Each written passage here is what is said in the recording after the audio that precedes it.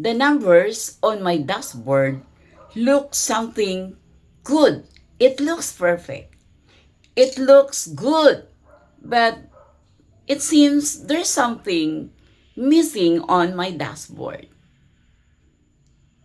The dashboard would tell you what happened with all those analytics, engagement, views, earnings, location of your viewers, their gender, their age bracket, and so on and so forth with all those on the dashboard.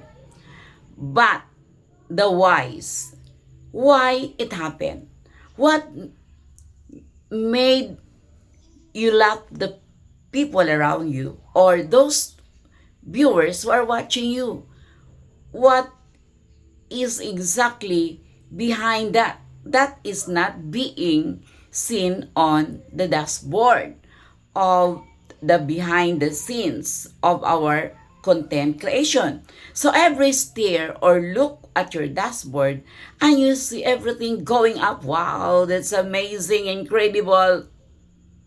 But you have still that everything is incomplete. So metrics would show what happened, not why it happened. They cannot tell you the story behind a comment, the emotion behind a share. Why did the creator share your content? Is it something that he was able to connect personal experience, or the small victory, the small wins your audience silently celebrates with you? The real insights, they hide in conversations. They hide in patterns, in what numbers cannot measure. So dashboards show results, but stories would show the reason why people love your content, why your content resonated with them, why they are starting to be interested of your content. So just like my personal storyline, I used to obsess over my dashboard.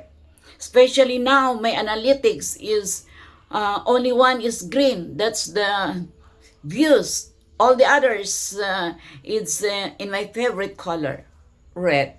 But I don't stress out. I don't have those worries about this. I know it's only natural. So every like, every track, analyze, optimize on paper, my graph look perfect. Sometimes it look perfect when it is already on a green dashboard. But it's always what I have been mentioning, that something is the missing link. People are watching but not engaging. Your comments were scarce. Your shares were zero or few, nothing. And I realized dashboards don't tell about the complete full story of our content. So they show the what but not the why.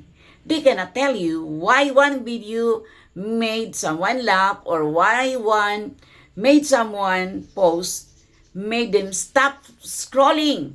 They don't capture small victories like a single heart felt or emotion connection message, a connection spark, or a lesson learned from a failed experiment.